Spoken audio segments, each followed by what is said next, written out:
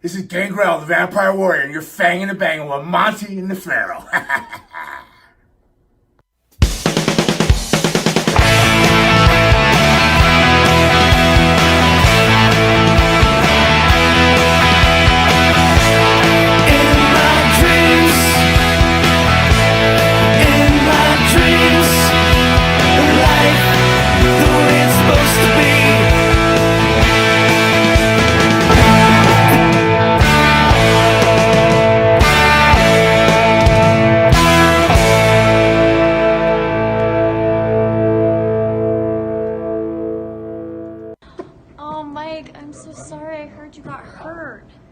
Actually, the best thing, if you're injured, is to grow up and be a man. Come on.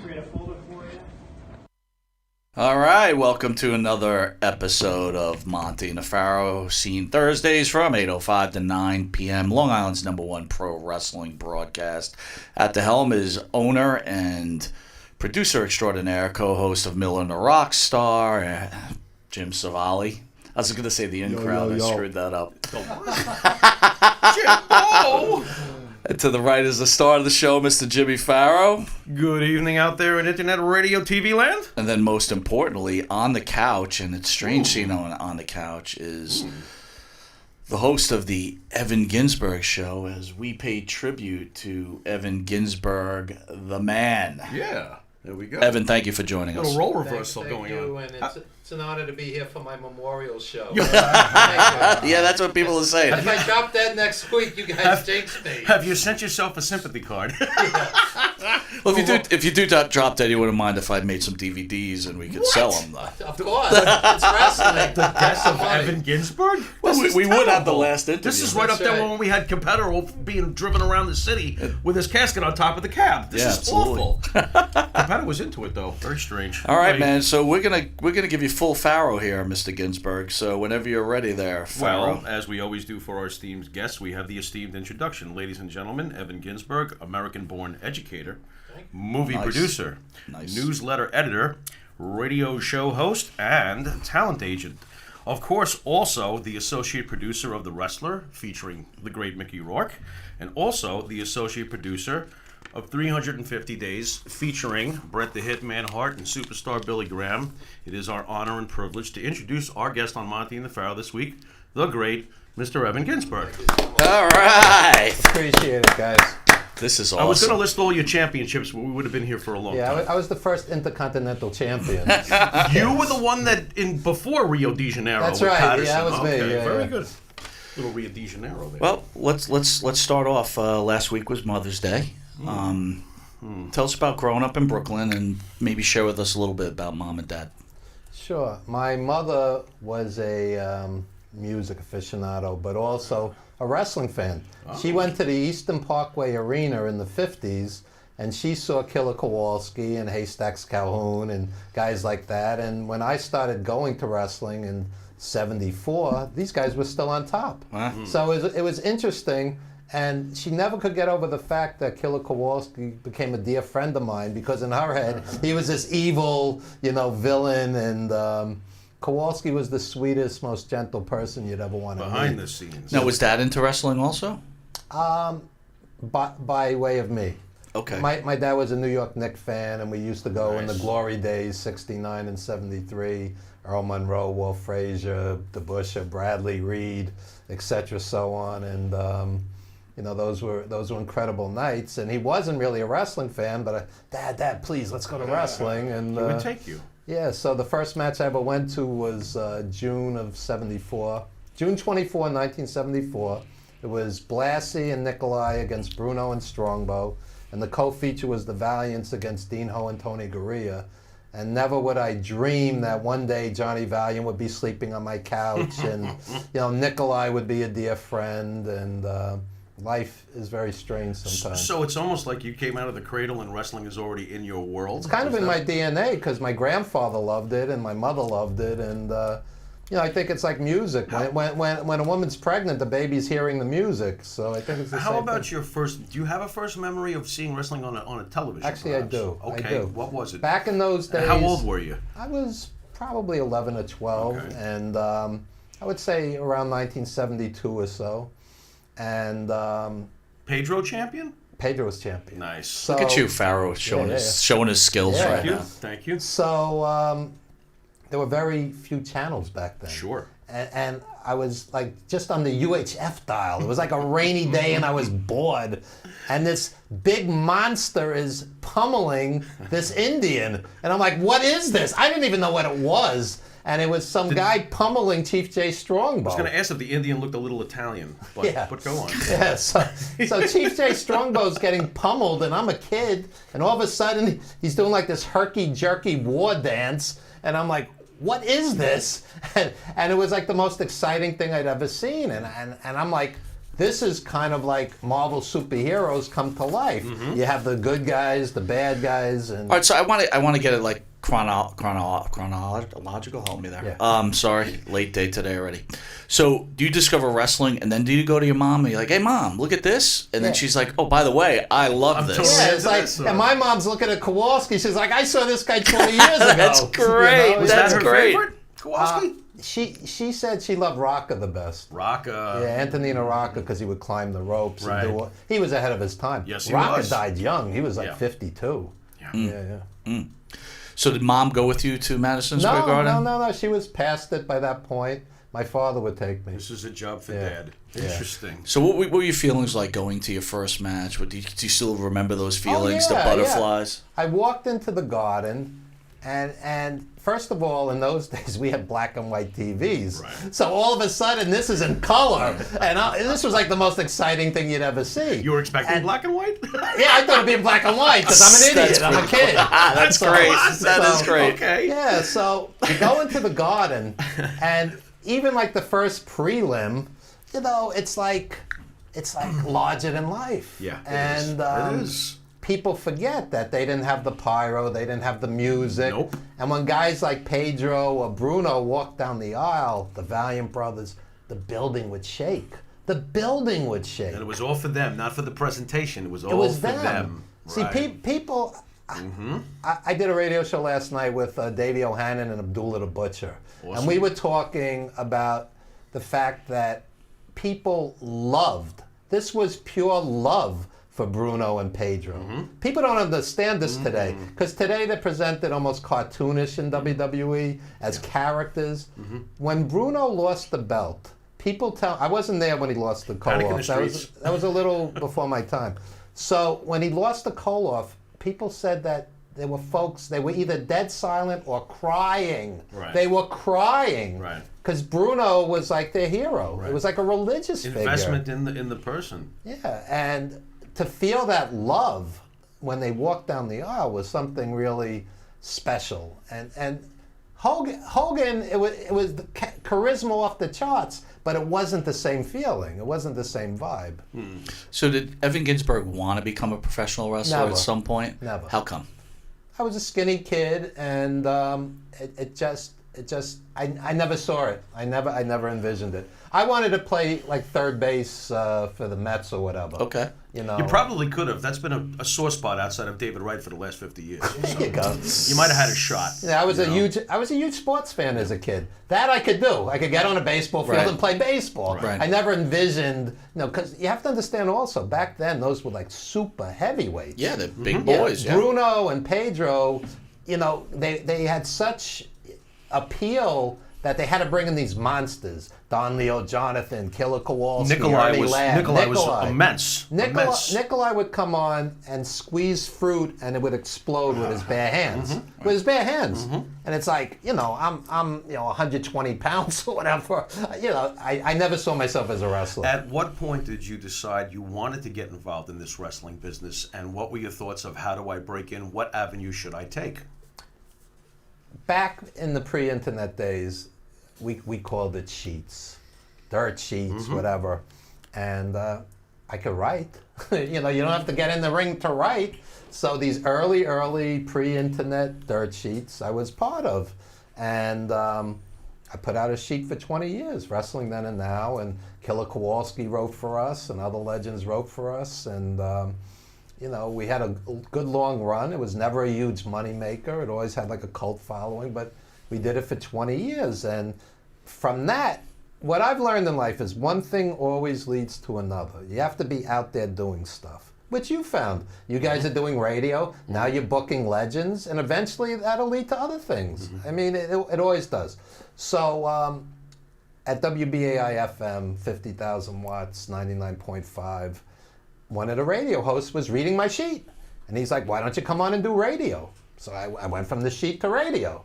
And then from there, you know, I started bringing all these legends on like you guys do, and mostly by phone, occasionally in studio. So how did you get these legends to come on? Did you just ring them up? Manhattan. Just ring them up. Manhattan. That was Plus, great. I would assume during your 20 years of writing, you were establishing a lot of contacts, friends, Sure. relationships. Yeah, and a lot of it was by phone. I mean, we were doing 3 in the morning sometimes. So I'm sitting there New Year's Eve interviewing Luthez. I'm sitting there one night interviewing Sherry Martel, and she says, I was on the road 15 years. I never saw my kid grow up. One night I'm interviewing Eddie Guerrero, three weeks after Art Barr died, and he's sobbing on air. I mean, it was heart-wrenching. They found his buddy dead in a hotel room, and then he went out the same way. Eddie went out the same way. And just over the years, I mean, I have these tapes sitting in my closet, and I'm talking to J.P. Zarka, Pro Wrestling Stories, to preserve these, because, I mean, Freddie Blassie, Fez, Gagne. I mean, it's the history of pro wrestling documented. sitting in my closet. Right. I mean, we interviewed these guys 45 minutes, an hour, and it's just gathering dust. So, you know, I see the value in it at this point. What is more difficult, doing radio or television? Television, you're more concerned, obviously, about the visuals. You know, you're more concerned, how do I look? You know, radio's more casual, radio's more laid back. I would say radio's easier. How much preparation compared to radio and writing? What is the hardest, actually? You've done all 3. You've written, you've done radio, you've done TV. What do you find, what of the 3 did you find the most challenging? Writing, you know, I'll read something 37 times before I'm happy with it, and then I'm probably not happy with it anyway. You but, sound like me, you know, go on. Yeah, because writing you can always make better. Radio, I don't have one question, one note in front of me. It's all improv. So that's easy to me. I want to go back a little bit. You also have love for music. Oh yeah. Did you ever want to be a musician growing up? I never had the skill or desire. Did you? So you didn't even have a desire to try and work it out? I always envisioned being a writer, being an English teacher. No, I never saw myself as I can't read music. Okay. I failed drumming in college. Yeah, That's I all right. failed drumming. That's all right. I failed trumpet in 3rd grade, so you know. You failed trumpet? I tried so hard to be a trumpet player, and I used to practice at home. And go ahead, Jim. You're just not a natural blower. No, I'm not. How did I know? How did I know? Can we my keep mother, keep it clean, please? God rest her soul, felt bad for me because obviously I was pretty terrible, and she couldn't stand I was practicing, and I literally got. Not because I was a troublemaker. I just got kicked out because I was that bad, and that was my music history. I played the recorder like Kwai Chang Caine on Kung Fu. That didn't work out either. Yeah, that didn't work out. I don't get it, though. I didn't take music. I don't know how to read music. I play. You might have a natural gift. You have a natural gift. He's a natural. You're a natural writer. You're a writer. So I mean, that's what. So fair enough. You go to college where? Queens College. Queens College. Yeah. So my message to everybody is: don't spend $200,000 on college. Don't leave college with a mortgage level debt. Yeah. Well. Yeah. How are you supposed to get anything else done in CUNY. life? Yeah. So how long before you become a teacher? Immediately. Right out of school. I went straight through my master's because my dad died when I was 20. How'd that affect you? It was devastating. It was absolutely devastating. So in my head, you go from kid to man at 20. Because all of a sudden, my mom's like, you have to pay rent. You know, it's like, you're not a kid anymore. You have to work. Did you get a warning that it was going to come? Because I did in my house. No, not at all. Oh, really? I was like 4 years in advance. By the way, when you turn 18. No. Back to Dad. Was it a surprising death or? Yeah, he had liver cancer, and he was out working, and then 5 months later he's dead. Oh, so you knew he was sick though, and you were quick. prepping 5 yourself. months. It was Yeah. quick. It went. Well, yeah, fairly for quick. sure. Oh man. And he was a cab driver. Yeah. And how was Mom? Was she devastated also? Of course. Was she able to recover, or did it just last until she passed? Or No, she had Carried on. boyfriends after, and Okay. eventually, this Carried is 40 on. years ago. Sure. Sure. So tell me a little bit more about Mom. You get into booking wrestlers, and now she's seeing all these guys that she used to watch. What was that like?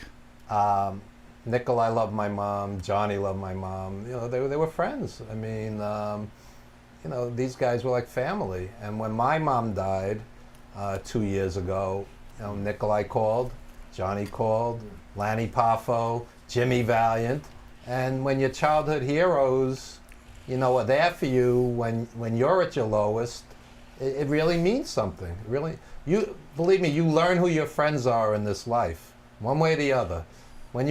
If you're sick and you're in the hospital, those people who visit you, those are your friends. If you're broke, if you're depressed, if you're divorced, whatever the case may be, you learn who your friends are. There's no doubt. The same people are always there for you. The same people always find a reason not to be there for you. That's a good point. Can't argue with it. How did you get into becoming an agent? Well, I did the radio shows. You made all kinds of contacts, just like you guys do. I mean, if you guys wanted to, you could book these guys for appearances and go to conventions. You're at a point. Yeah, no, we've been talking about that. Yeah, but, so eventually, guys like Johnny Valiant said, "Why don't you book me?" We were friends, and it just started to happen. This may sound like a very strange question. I hope I even get this worded right. How do you become friends with people that you absolutely adored growing up? How does that process work? And at some point do you realize, okay, I'm no longer a mark to them. I'm their friend without attaching my lips to their butt. And now it's a real relationship, and we're really friends. How does this happen? I'm just curious. What happens is... Did I word that okay? Because I wonder about stuff like that, It makes sense. It's a really good question. If you're talking to a wrestler, don't bombard them with 200 questions about wrestling. I keep my distance. Talk to them about football. Talk to them about movies. Treat them like a human being, because otherwise, you're coming off. Did you find yourself in the beginning fumbling for words as you built these relationships with these guys? These were your heroes. I'm just curious. The first time I met Johnny Valiant, I totally marked out, because in my head, I'm seeing the Valiant Brothers, 1974, and. But you realize this is a very intelligent, gentle, kind person, and you see them as people. So Johnny gave you the idea to book because he asked you, "Why don't you do some bookings?" Yeah, pretty much, and that's how it all started. Yeah, interesting. Yeah. So did you ever meet a wrestler that you idolized and then just ended up being just a total asshole? The only scenario I could think of is, as a kid, we'd wait outside the Garden for autographs. Uh-oh, here it comes. And Dusty Rhodes and Andre the Giant never once signed for Go any away! of us. Not Not even go away. They wouldn't even look at you. Right. Really? Like you were beneath them. Right. Well, you were beneath them. That's for sure. That's for sure. Where? I'll tell Down here. I'll tell you something about Andre the Giant, Oh, boy. and people don't know this. When we were kids, we'd wait for autographs. I better not keep banging this mic. So we're outside the Garden. The door clearly reads 7 feet, because they bring stuff through the door, the stage door, whatever you would call it. He never had a duck. He wasn't even 7 feet. Nah. Whoa. He had this giant afro, and he still didn't have to duck at the time. So you mean the other 4 inches on that was Andre's hair? Wow. Yeah. Misleading information. Unbelievable. He was maybe 6'9" or 6'10" legit. I'm outraged. Yeah. He was Ernie Ladd So size. Big John Studd had every right to step over the top rope. He was Ernie Ladd size, legit. I feel ripped off. Yeah. Go ahead. Well, how about some thoughts on some of the people he's represented there? Good. How about Greg Valentine? Give us some thoughts on Valentine, if you will. Greg Valentine has this dry sense of humor. You guys have interviewed him. Yeah, I wasn't going to wake him up last time he was here in the truck. Yeah, Somebody said to me, "Hey, he likes you. He knows you now. You go say hello." He's sleeping. Evan, do you remember the day right? Pharaoh was crying when he was talking to Ray He's Valentine? flying again. Don't run. What are you? Don't help him. Oh my God, this is Very BS. emotional. Greg Valentine was coming in. I cried on my steak. What are you getting at? Greg. Remember that? No, I was like, please don't get Mexican when you guys were voting what restaurant to go to. And Valentine's like, Mexican. I was like, Yeah. crap. remember that? I can't stand Mexican food. Can I have a hamburger?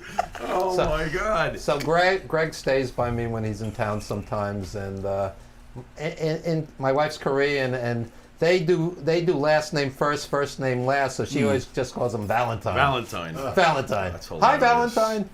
Yeah. So I like Greg. Greg's like one of these guys. Was he hard to get to know?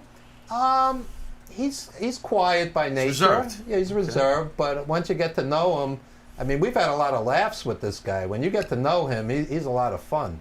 And he's very. In 350 days, the guy's funny.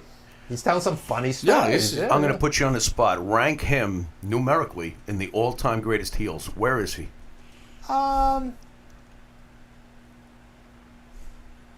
Maybe 12, 13, 14. He's up there. I okay. wouldn't say. Okay. In my head, top 10, Yeah, let's hear it. Oh, boy. This is Buddy important. Rogers. Okay. I can see that. No particular order, or this is Just in name- order. It's hard to, it's all subjective. Okay, it's fine. Good. But Save your favorite for last and name the rest. We got Buddy Rogers. I would say Buddy Rogers or the original Sheik on number one. I can see this. Kowalski's top five. I can see this. Kowalski was on top for 25, 30 years around the world. People forget because he see wasn't there during that peak Hulkamania period. But Kowalski was on top from the 50s through the 70s. Doesn't Monsoon basically stand shoulder to shoulder with him when that time period? Monsoon was a huge name. But other I heels. remember Monsoon as a face. Right. So Okay. it's- Other it's- heels. What do Yeah, we got? other heels, Morocco. Morocco in his prime. is your man. Ivan Koloff. You rank Morocco ahead of Valentine? You and I Yeah. we're gonna have at it. All right. Yeah. See, he's on your side on that one. I can't. Although Morocco is I'm there. Morocco early Morocco's amazing. Valentine was on top longer than Morocco. But Morocco early 80s was untouchable. Untouchable. agree. It was. I mean, I and kind of agree, people yeah. forget Backlund was not the draw that Bruno was. So I think Morocco was putting yeah, fannies in the the seats. Intercontinental I know he was putting yours in the champions- seat.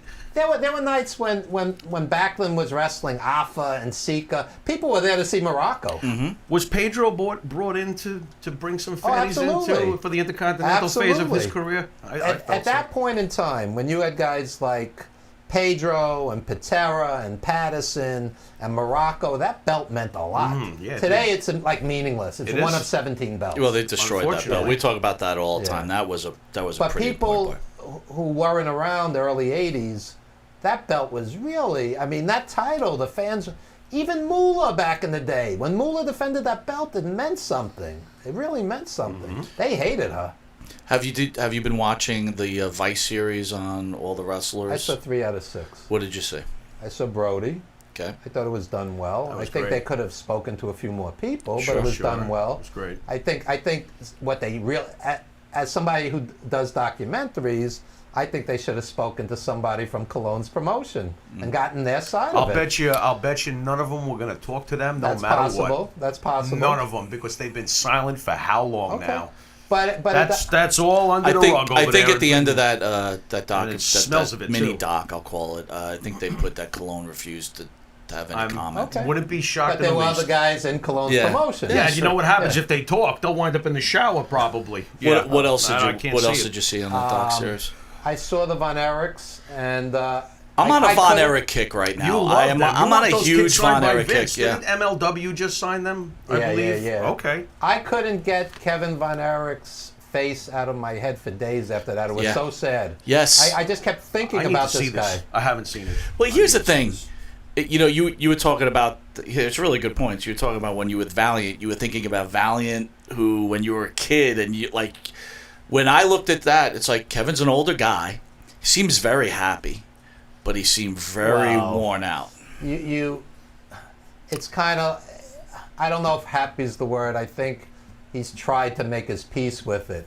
When you lose your entire family, the mother and father are gone too. It's insane. You know what he's had to. I mean, absorb. I've had 4 friends kill themselves, and you always think maybe I could have done more, which isn't really the case. If you're going to kill yourself, you're going to kill yourself. Right. But this guy, he lost several brothers. Sure. You know, he looks kind of haunted. Yeah. You know, I think. Yeah. He's got his kind of like Shangri-La. He's out there in nature. It seems to. But I think what he said in the doc, and he's right. When you start interjecting drugs into any kind of situation, it confuses the mind and it makes things maybe worse than they are. Mm-hmm. It makes it easier to do things that you probably wouldn't do. It can.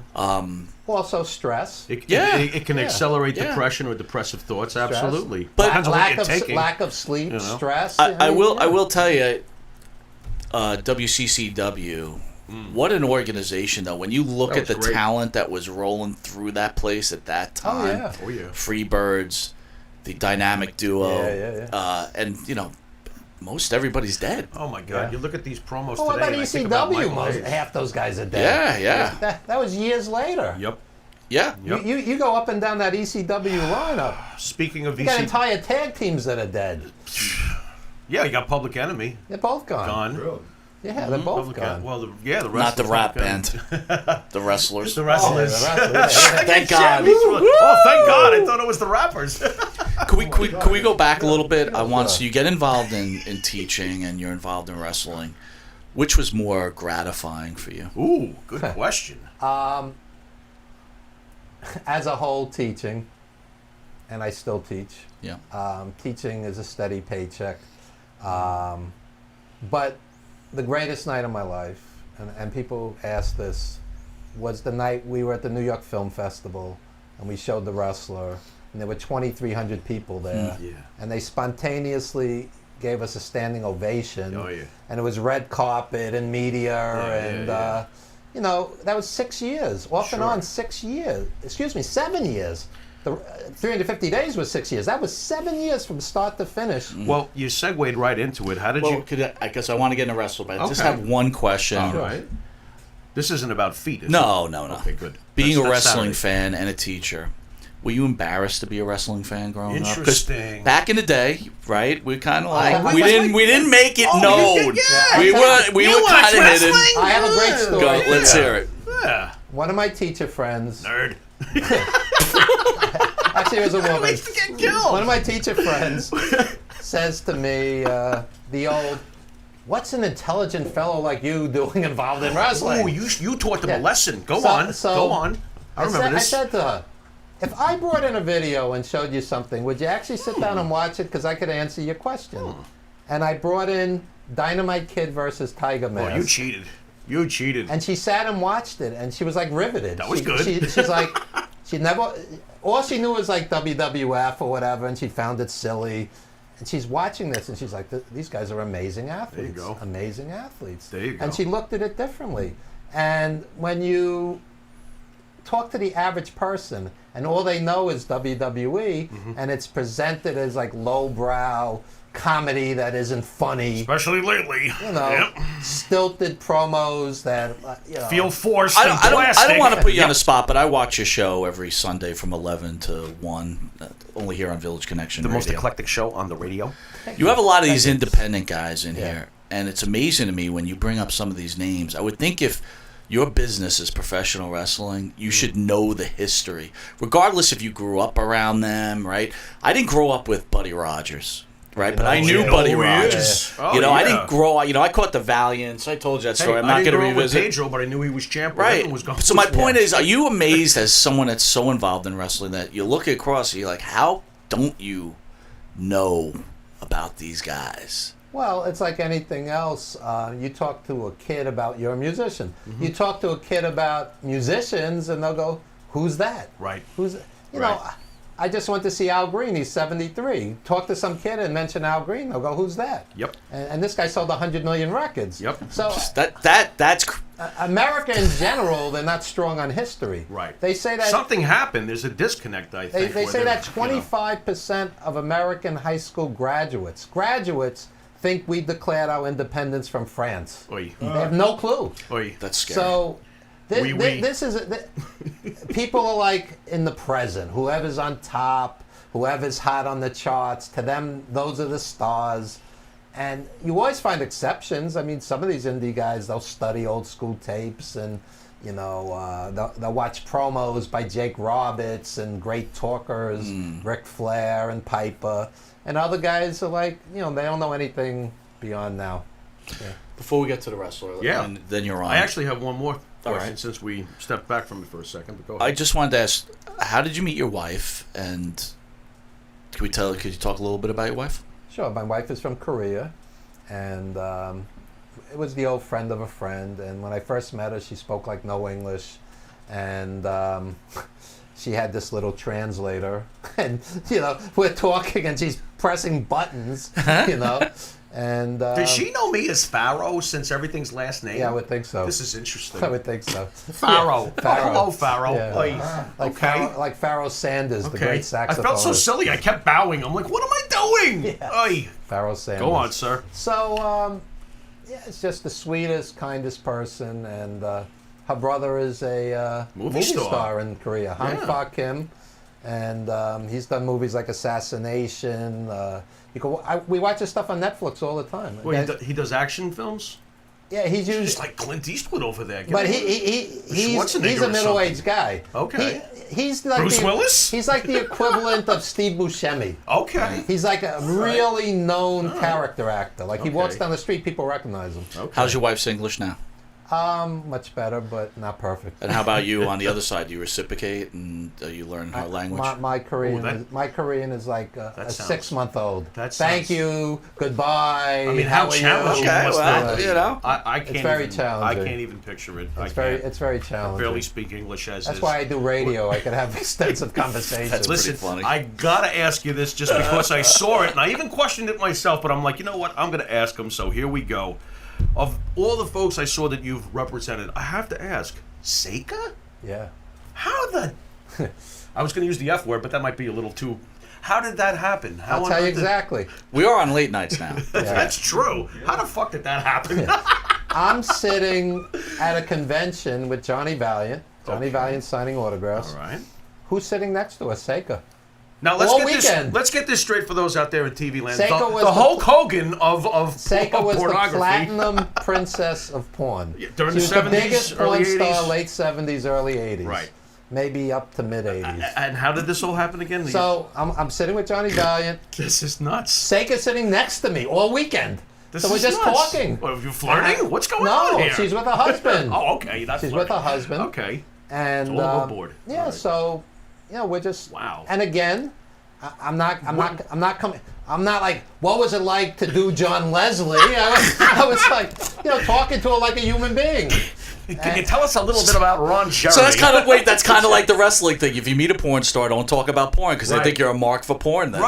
Right. He talked about everything else, but movies, the television. Okay. And you know who was with us that weekend? You'll fall out of your chair. What? Richard Bowler, our Bowler from Debbie Does Dallas.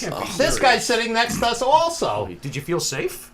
I felt awkward. I'll tell you why. I'll tell you why. Hello. Because Seika's husband's over here, and this guy had sex with Seika. Right. And I'm like, how does the husband feel? How does this work? Business. What a that strange is funny. So Richard Bowler who just died. Who propositioned Wait, real quick. This Here's more. This is more uncomfortable. What? You've seen the movie and you're talking to them, so you're like, Yeah. you and him. So Richard Bowler, he's telling me. Here comes the money. I have to stop banging on this mic. Oh my Lord. He says to me, I was paid $500 and flown in to have sex with beautiful women. And he's like happy as could be. Right. He's like bragging about this. Yeah, I would be too. And he was hawking God. Cannibal Holocaust. He had moved to Italy to do, acting and non-porn stuff. But in this movie, they're like killing live animals. Oh, great. I don't know what's worse. Back that to or- porn. Back to porn. Oy. So Richard Bowler, he's sitting there, and the poor guy's like missing his teeth and everything. Awesome. And I'm like, the porn biz is kind of like the wrestling biz. They didn't do good by this poor guy. His teeth fell out from... Wait, real quick. Yeah. Does the porn business have unions? What? No. You can't be serious. What are they going to get coverage for? I just can't imagine Oh Evan my- sitting there. He's like, you're seen in that bathroom. One of the best scenes I've ever seen in the history of movies. I really can't, but that's an amazing. So, what do you It just is offer amazing. to represent? Yeah, how does that her, go? or- Yeah, so I was bizarre. hooking up with like the wrestlers. So we go out. This is unbelievable. We go out to L.A. Oh my lord! Seika. I'm with Seika, Lou Albano. This is insane. Nikolai, Iron Sheik, Are you hearing this? Jimmy Valiant, I believe. I mean, this is so. This is the funniest thing. We're on the shuttle bus from the hotel to the airport. Right. This woman gets on the bus and says to Nikolai, "You're Nikolai Volkov." And Nikolai was the friendliest, warmest guy. He goes, "Yes, I am. Nice to meet you." And Nikolai says, "Meet my partner, the Sheik." And she looks at the Sheik and goes, "You're not the Iron Sheik," because this is like 20 years later. Yeah. He got pissed, because he's volatile, Here we go. So he's like, "Get away from me!" Did these guys try to get lucky with Seika at any point? No, They because were all. she was with her husband. She So was like they're all one of the respectful. gang. Okay, Very- all right. Interesting gang Yeah, going yeah. on here. Let's get back to the wrestling. Yeah, let's get back to that. How did you get involved in the making of the greatest movie ever made about professional wrestling? Again, it goes back to Johnny Valiant. I'm sitting at the Wrestling Universe in Queens. I booked Johnny Valiant and Nikolai for an autograph session. And this gentleman walks up to us and he says, my best friend, Scott Franklin, the executive producer, which means the money guy, we're talking about doing a project, The Wrestler. And you guys would be perfect. You guys would be perfect. Would you like to meet with Darren Aronofsky and Scott and the screenwriter Rob Siegel and blah, blah, blah. So I took it with a grain of salt. I gave him my business card and I didn't hear back for a while. And, you go about your business, teaching, wrestling. So you're not excited at all. You're just like, whatever. Yeah, it's like you always meet people and give out business cards. And then all of a sudden they called. So now we're sitting in... It didn't even feel like a meeting. We went down to like this bowling alley and we had dinner and drinks. I'm sitting with Nikolai and Johnny and the late Tiger Khan and Nikolai's manager, Nikita Brezhnikov, who just wrote a book, a wrestling book. And it's hard to believe that they're all gone except Nikita and myself, obviously. But this is my memorial show, That's so right. I'm next. Your card's in the mail. So- The DVD will be for sale next that's week. right. So go to www.monteandthepharaoh.com. Yeah, Nikolai, Johnny, and Tiger are all gone. It's hard to believe. Yeah. It's hard to believe. No. But and they're just basically picking their brains. And Johnny and Nikolai are so, entertaining and down to earth, and we just all, clicked. We just all clicked.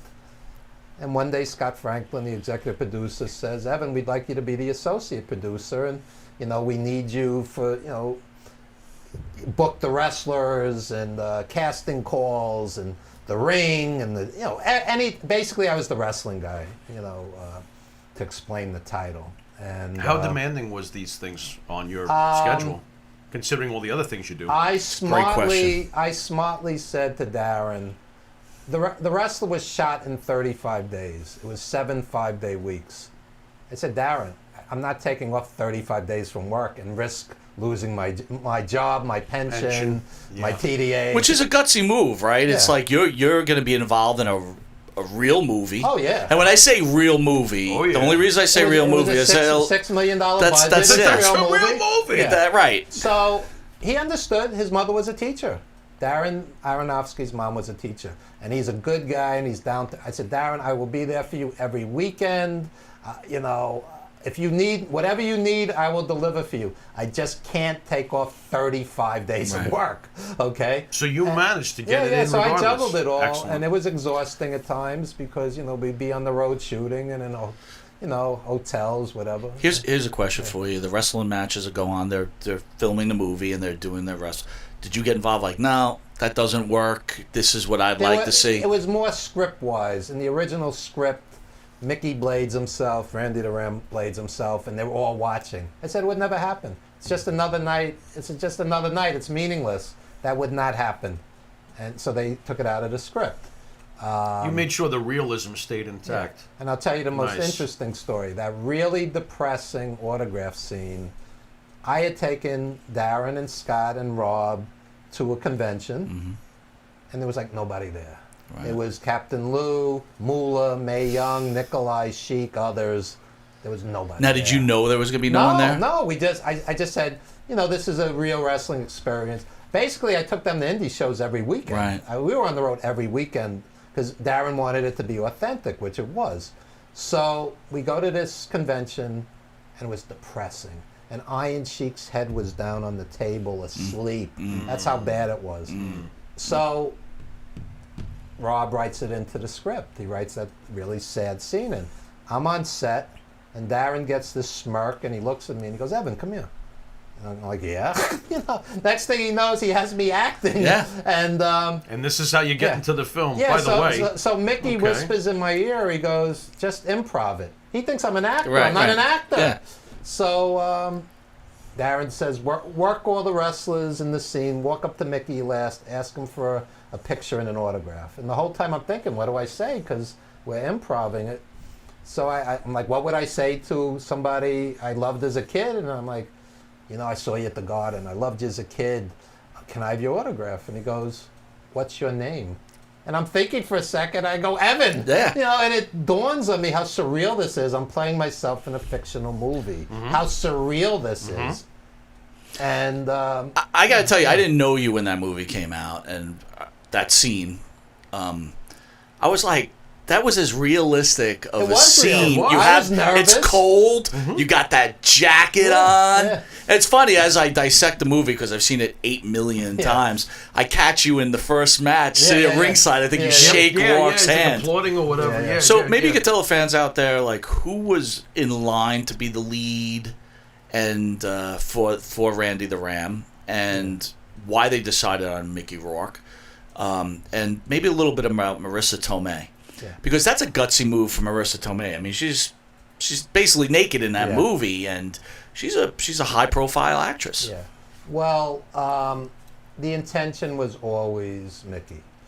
However, there were times where it was hard to get the funding that we needed. At the time, his star, had descended a bit, and we wanted more money to make this movie. And we only got $6 million, which is minuscule for a film. Yeah, sure.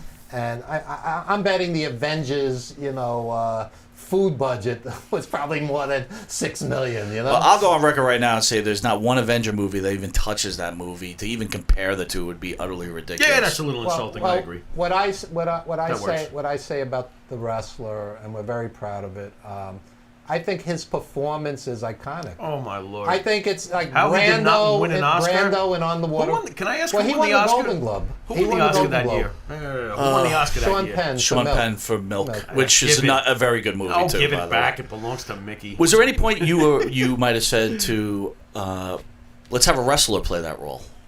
No, but what I did say to Darren, I said for the autograph scene we should get Lou and Nikolai and everybody. Sure. And he thought about it for months, and he shot it down, and he said, "I don't want Mickey to look like what's wrong with this picture, like everybody else is legit." Yeah. And the only actual wrestlers in that scene were Manny Yarborough, the sumo.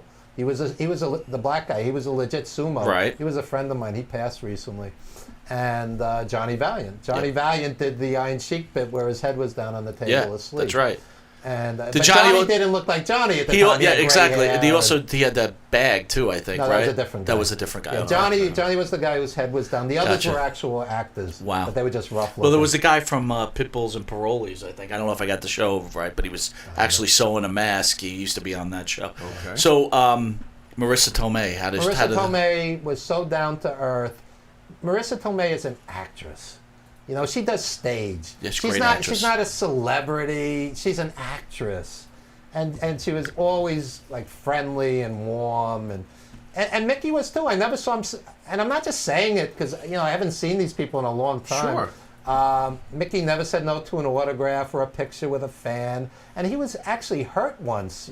I mean, he was in the ring. I mean, so he wasn't a kid. He was in his early 50s. We could all relate. So he was tired. He was in pain. And I never saw him be rude or unfriendly to anybody. Did you get to watch him develop as he obviously trained for this film? Did you get to watch him developing? Like, A you bit, know, a boy, oh bit, boy, yeah. how much work did he put in? Oh yeah, to they become? actually had a ring at the studio. I mean, were you there the first time they showed him how to take a bump? I'm assuming he didn't know how to take a bump. You know, someone's got to be there for the first time. I was there off and on. Again, I was teaching and I was juggling Right. things. So, Just curious. But I mean, I was there and Who trained Mickey directly, offhand? Afa. Afa. There Yeah, we Afa. go. Interesting. Yeah. So Okay. we cut the wrestler end. So we'll go back to Pharaoh's favorite movie, which you revealed a couple of weeks ago, maybe Oh, last no, week. you're not gonna- Star Wars. They Yeah. cut Star Wars, and the whole cast and crew were like, well, let's get the hell out of here. This is the biggest piece of shit that it was ever made. And little they know, this is going to be this huge monster. At the end of the wrestler, everybody like, this is a home run. Well, I'll tell you exactly what happened, virtually word for word. We had a rap party, a club in Manhattan. Darren makes a little speech, and I'll never forget it. He says, "This is perfect for your show because Because it's late night in the village. yeah." Go So on. he says to all of us, he says, "Quote, I don't know what the fuck we have, but we have something." We have something. Right. That's exactly what he said, word for word. Mm-hmm. And How about you? Did you know you had something? I had a sense because it just all felt real. Well, It all felt real. I cry a lot, as everybody knows. I could tell you that first time in the movie theater. Is that a surprise? He does cry a lot. When he gets to the top rope where he's going to put an end to it or Yeah. whatever, Yeah. I mean, the tears are rolling down. Yeah. I mean, that's one of the I most cried. incredible movies. Did you cry cried. really, too? Look, you know, I've said it 1,000 times. That movie to me is the wrestling equivalent to Rocky, the original Rocky. It is real. It feels real. I just wonder, It's go beautiful. It's a beautiful film. we Yeah. go Beautiful. back to people being like, I don't really want anyone to know I'm a wrestling fan. Is there some kind of like, does Marissa Tomei not want to be part of a wrestling movie? No, or- I mean, she was great in it, and she tackled it head on. Did she have a problem not having her clothes on? I mean, that's The only tough, thing, the only right? thing she said was, "Please disinfect the pole." That's pretty Yeah, funny. yeah. Do you, Who trained her? Oh, yeah. Who did there, train there her? was there was a dancer that worked with her. Nice. Oh yeah, I don't remember her name, but she was very nice. That's great. Yeah. Interesting. Yeah. Interesting. How about getting involved in 350 Yeah. Days? How do we get to that? Well, Darren Antolo, who was the executive producer and the quote-unquote one of the money guys. People always get confused with these titles. Associate producer works for the producer, provides them with what they need. Okay. So the executive producer makes the deals, gets the money. He said to me, "We have this project. I need you to do what you did for the wrestler. Anything wrestling related, get us the photos, get us the videos, connect us with the right people." So people don't realize, why did it take 6 years? Every photo has to be cleared, contracts, every snippet of music. It's like putting a painting together, like the Sistine Chapel. It's piece by piece by piece. It was 90 hours of footage, approximately, honed down to an hour 48. Do you guys that made the film consider yourselves somewhat fortunate, maybe directly or indirectly, that there wasn't such a deadline and you had the time to make this film exactly the way you wanted it? Because some Hollywood companies have a deadline. Where is it? It should be ready. It should be done. It should be done now. I mean, you didn't have that sort of thing. Sorry. Amateur hour. We, Did it help to not have a deadline? Because it sounds like you didn't have too much of a deadline. well, To be able to work on something for 6 years. ironically, many of them were dead, so there was no deadline. Oy. Well, that's okay. probably a dozen people. That's not right. Yeah. You know what? That's a line of the day. I mean, ironically. did you have anyone barking at you? Hey, hurry up! Let's get going. 6 years for the Well, film. Hurry up, I'm going to die soon. The only There goes another one. The only barking is you're putting more money in, more money in, more Okay. money in, and nothing's coming back because the movie's not done. Was there ever a point where you were frustrated? Just curious. 6 years is a long time to make something. Well, having the experience with The Wrestler, which was off and on for 7 years, I kind of understood. You create art because it's going to survive you, and that's why you do it right. You could pump out some piece of schlock, in 3 months if you want to. Right. But You got to if realize you want the it, value. we met with Michael Burlingame, who was the editor, He worked with Paul McCartney, Mariah Carey, Oh, is that Sting, all? the singer, Oh, my Lord. John Cougar Mellencamp. You're a musician. You Yeah, get it. good. You know, Big, it's big Paul band. McCartney. Yeah. So Hello. this guy was not a wrestling guy. And we met with him. We had dinner, and I said to Darren Antola, I said, this is the right guy. Davey O'Hannon is not superstar Billy Graham. Davey O'Hannon is not Bret Hart. But what Davey O'Hannon had to say mattered. He didn't know the stars from the superstars from the quote-unquote jobbers. It didn't matter to him. I said to him, this is exactly what I said to him. I said, make a movie that would make an 80-year-old woman who never liked wrestling cry. I said, make that movie. So, and that's what he did. He pulled out the most heart-wrenching, poignant, powerful, and that's why Bret Hart and even Chris Jericho is not in the movie. Guys like this have endorsed the he's been movie pushing it, yep. because they're like, this is real. We were on the road, and that's that first scene. Darren Antola had the idea. Let's get a wrestler driving, looking exhausted, and really capture what these guys did. These guys would wrestle 20, 30, 40, 50 minutes or an hour Broadway at the Garden and get in a car and drive for hours. These guys were like superheroes and supervillains. You know, try driving a couple hours after you just wrestled for an hour. You know, and what about the drive to get there? You know, earlier in the day. And people have no comprehension of this. And The visual of Valentine's knuckles on the steering wheel. his gnarled hands. Dude, he's got like the biggest Oh, my hands Lord. around. Listen, I just want to go back to wrestler one other thing because we never Sure, spoke sure. about this. Rachel Wood, how was she? Also, these are professionals. She's in Westworld now, which is tremendous. Right. Tremendous. She's an actress. It's not, you know, a celeb, you know, ex-playmate turned actor. This is an actress. So generally they're serious and they're good people. And I can't say a bad word about anybody. She's no Seika, but other than that. Well, Oh, sorry. let me she's pretty good. tell I'm you, kidding. she's great in Westworld. She is tremendous. what Did you ever see her in 13? Yeah, she was a kid back then. That I was don't know if you ever excellent seen that. also. It's the Is craziest Westworld Yeah, it's based off the powerful, old yeah. Brenner It's really film? I powerful, hate yeah. to, Westworld's based off the old Brenner film? Yeah. Okay. I was just curious. It's They have a series of two, on now? two Okay. seasons on Oh, HBO. yeah. okay. One last thing before we jump back to 350 days. If you weren't going to get Rourke, who was next in line to play that role? Ooh.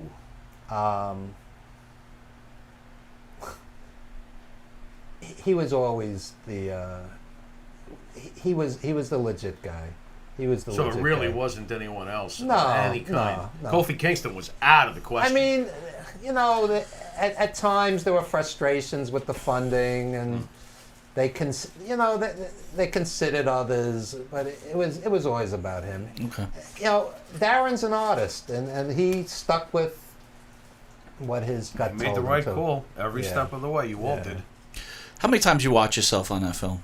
1,000. No, Like back and forth. I would never stop. I would just keep it on auto rewind. That's me. That's me again. There I am. Fast forwards to the ring, look. shake your head, and fast forwards to the side and goes back. Look, it's me. I don't know if I mentioned it. It's on a loop. That's me again. There I am. honestly, What's your name, Evan? What's your name, Yeah. Evan? What's your name, Evan? Get out of here. Why not? I would. I'd never leave the house. wanna hear I order something? Chinese in. I mean, come on. I'd never leave. Dude, I'm gonna get a T-shirt that says "What's your name, What's Evan?" your name? Evan on the back with thumbs up. You want to hear the funny thing? I got more of a kick out of the trailer because Okay. I'm in the trailer. Are you? And, Boy. and it has like 3 million views. That's awesome. You know, it's funny. Everybody knows your name at this Yeah, point. yeah. Aren't you glad, though, you said your real name? Like, what if you had said Harry? Yeah. You know, you must have been thrilled that you said your real Harry. name. Yeah. What's your name? Harry? What am Cut! I- Cut! That was Yeah, yeah, awful! Say your real name! That's Come all like on! One of my friends said that was Darren's gift to you. That was beautiful. He that scene. It was great. that's your little piece of immortality. Oh, yeah. Yeah. Oh, yeah. They'll be watching that film 100 years from Yeah. now. Hey, did you know that guy's name is Evan? 100 years from now. You'll see. Yeah. So, you know, you do 350 Days, incredible documentary. Top 20 in the world on Amazon. Gee, what a shock. We love it. No, there's no shock Not there. surprised in the least. Old wrestling against today's wrestling. Ooh. Explain your feelings. What's it missing? Forget about the money and all that other stuff. Let's just talk about the product like 5 itself. killer points that you see that used to be that isn't no more, and this is what they got to do. Well, ironically, the guys from quote-unquote my era could never touch an AJ Styles or a Daniel Bryan as far as what they could physically do. Do you think Rocco would have held up in today's world? I think he could have trained himself straight into this approach. Yeah, probably. Just a thought. But a lot of those guys were punch kick. Of course. Work the crowd. Of course. Very meat and potatoes. I mean, Bruno wasn't Dory Funk Jr. Billy Graham, as charismatic as he was, he wasn't Luthez, No. But my problem today is if you watch a 3-hour Raw, you have stilted, juvenile promos, which anybody over the age of 8, I can't see them being emotionally invested. You have comedy that isn't funny. It's like a genre unto itself. I mean, they think it's funny, but it's not funny. You're right. So then you're watching a match. Finally, you have Kofi Kingston against Daniel Bryan, and it's a good match. And let's cut to 17 commercials. And put them in the corner. Small. And stick them in the corner like they do on SmackDown during the commercial. Okay. Or they just cut the match out for the commercials. Then they come back. Then they have another set of commercials. So the whole continuity is destroyed. Mm-hmm.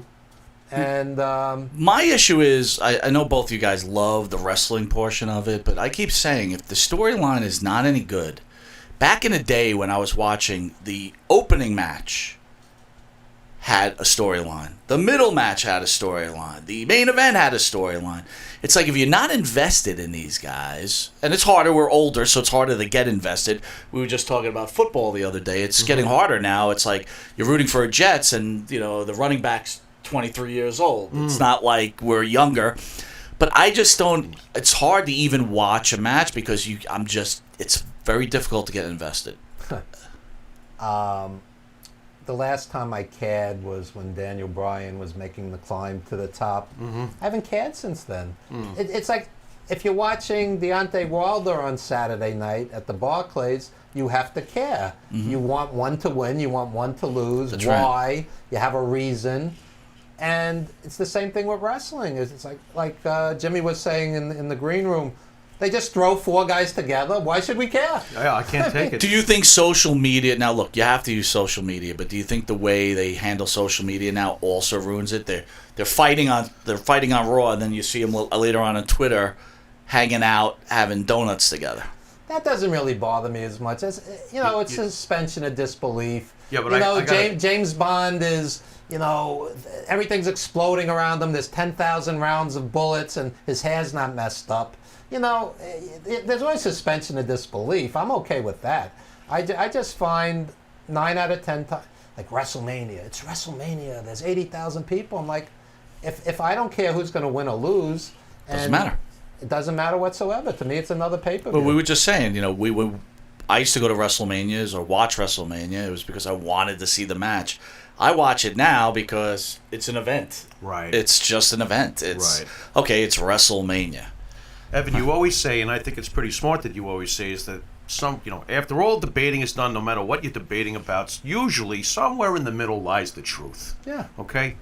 Plus, a lot of this is subjective to begin with. Absolutely. Yeah. Someone has to tell me, maybe you can explain it to me, why I should be head over heels so excited about AEW when it's Stardust versus Goldust. And why is that such a big deal? And I just find it very extreme. I feel like somewhere in the middle between the indies and Vince's product is really the truth, because I don't think the indies are all it's made out to be, and I also think Vince doesn't deserve sometimes some of the success he enjoys. So what's the story here? How can I get into Goldust and Stardust, and do you have any expectations for AEW in general? Well, I think on that show, the Lucha Brothers, their match is going to be the match of the night anyway. Okay. Phoenix and... what are they, fighting the Bucks? Yeah, Young Bucks and the Lucha Brothers. I think that'll be the match of the night. Okay. Look, that All-In show, tickets were $50 to $200 a pop. I watched it on pay-per-view. Did you mark out for the Druid penises? No. This is what I'm talking No. about, though. I mean, I watched They'll it. criticize one thing that Vince does, and then they're going nuts Yeah. for druid penises. I'm like, Yeah. what's the story here? I enjoyed it. It was good. I hope AEW is wildly successful. I hope there's a real rivalry which makes WWE work harder and put Sure. on better wrestling. Sure. Like during the Monday Night Wars. Is it realistic to think we could have another war going on? They are coming to I think TNT. I think it's more realistic to think most promotions go under, and one day this may also. Yes. I mean, but Right. you hope for the best. And Right. what I saw in All In was the promoters won their matches, and the promoters' families Yeah. were working the matches. It seemed Right, like, so you what's know, the difference? you It's know. like watching Shane win. I'll tell you the truth. I looked at that card. I'm like, for $49. Is it 49 or 59? Let's get the price. I think it depends if it's high definition. or Are not. you knows? offended that they're charging such high prices? They just got started. You know, it's funny. I have a bigger problem with $200 ringside at a house show. You know, if it's 49 or 59 bucks, you get a bunch of the boys in. Everybody throws a few bucks in the Okay, till. I'm that's okay fair. with that. But That's fair. If you could find a few guys to get together to watch AEW, I don't know. well, that would be the hardcore fans. Right. But I wish them nothing but the best, and I hope that they give these guys pensions and 401ks and health benefits, and it's not just them putting themselves over the guys at the top. And I hope it's a legitimate change, because otherwise it's just more quality content, and there's tons of that. I mean, you could watch New Japan all day if you want, a New Japan World or Ring of Honor. You've given us two amazing films that wrestling fans can basically enjoy the rest of their lives. Do you plan on making any other movies Oh, in absolutely. the near future? We Any have idea? one. We have one that's pretty much in the can, but I'm not allowed to speak about it publicly because Okay. you're always scared somebody's going to steal your idea. So if it takes another 6 months or a year, you don't want somebody to like put out a schlock version of that before. Right. Yeah, you could ruin it. So when I'm at liberty to discuss it, you guys will be But the there is first. something going Oh on. yeah. Okay. Great. We're pretty close. You got the Wisteria Hall soundtrack going? Excellent. Yeah. Cheap pop. In Hey, we my got- dreams, We got a few minutes left. life the way it's supposed to be. If it all ended tomorrow, did your life surpass your expectations? Ooh. I was teaching today, and I teach adult ESL, and one by one these students walked over to me, really emotional, and thank you, you're a great teacher. This meant a lot to me, this class, and you never get tired of that. And I've bumped into students in the street years later, and their English is almost perfect or perfect, and they're like, I went to college because of you, I got a good job because of you. And Wow. it's like a ripple effect. Teachers, and believe me, it's not just me, it's a ripple effect. So as far as the teaching, Jim Savali, our owner's wife, is an ESL teacher. She could probably tell you the same thing. So that's why I have a deep empathy for immigrants, including my wife also. So as far as teaching, I have very few regrets.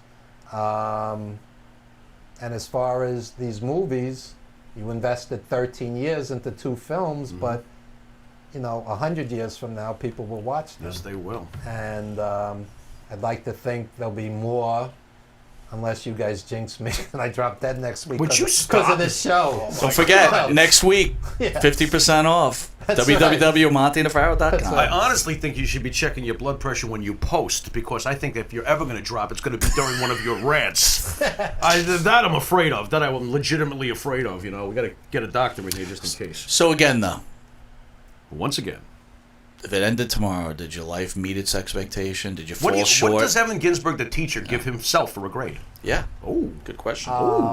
and don't say incomplete, because it's not done yet.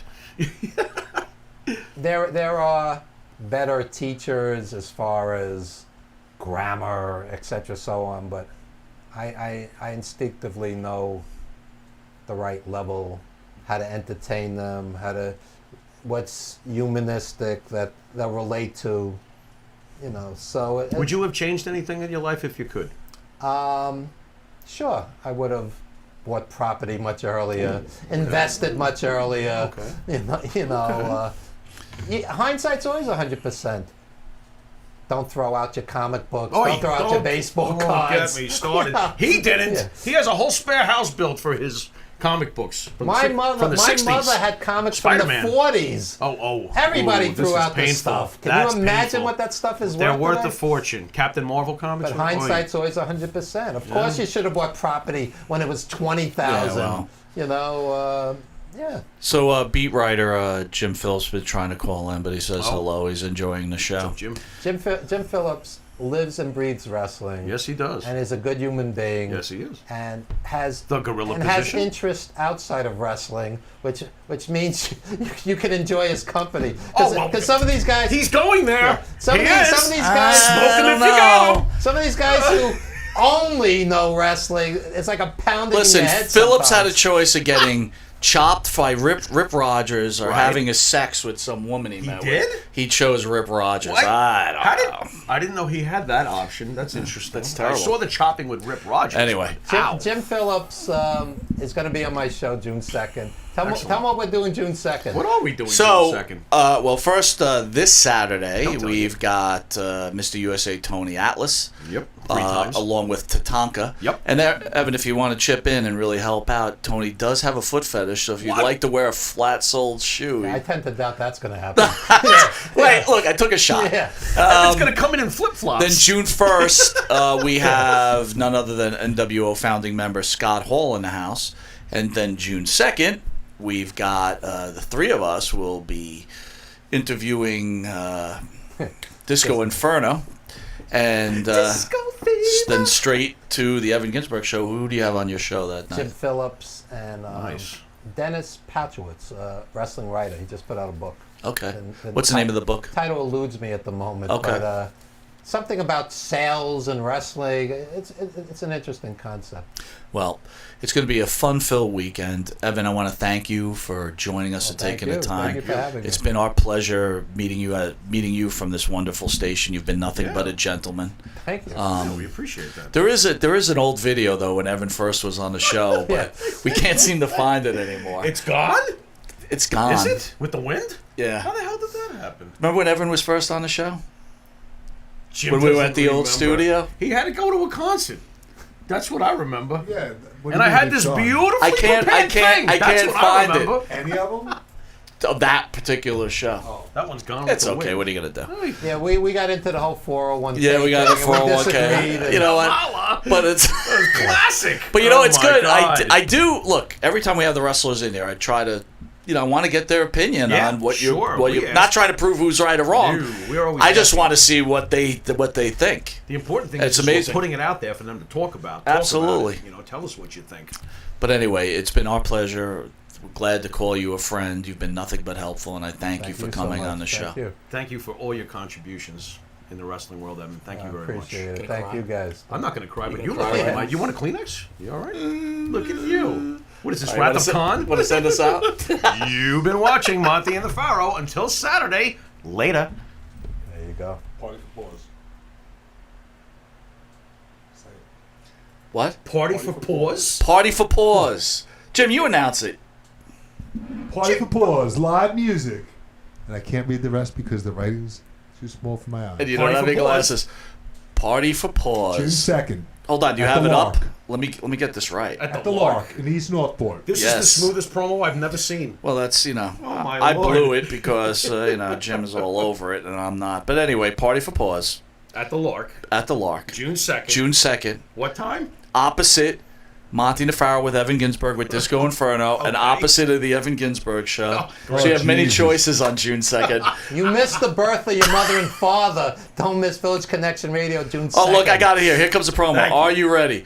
Party for Pause, live music, Aqua Cherry, Anthony Smooth. Murad, food and beer, raffles, Sunday, June 2nd. Like a And maybe if baby's you're butt. lucky enough, Jim, Hey. just maybe, the Pharaoh might be there signing autographs. Where? Autographs. At parties, I'm going to be at there. Party for Guest Paws. appearance. Guest He's appearance of the agreeing. Pharaoh. I can't Yes. anymore. The What- Pharaoh. Listen, we're I announcing it have right now. paws? The Pharaoh Don't- will be No, at the he's- Lark signing signing autographs. I can't be in two Party for places Paws. at once. He cares about dogs. This is- He cares about I love paws. dogs and paws. Anyway, thanks again for joining Long Island's #1 pro wrestling broadcast. This is Monty. That's the Pharaoh, and at the That's couch Jim. He's right there. is And none that's other than the infamous Evan Ginzburg of the Evan And Ginzburg also, Show. if we could just put a shout out there that Donna, I'm the one that remembered the commercial, not Mike.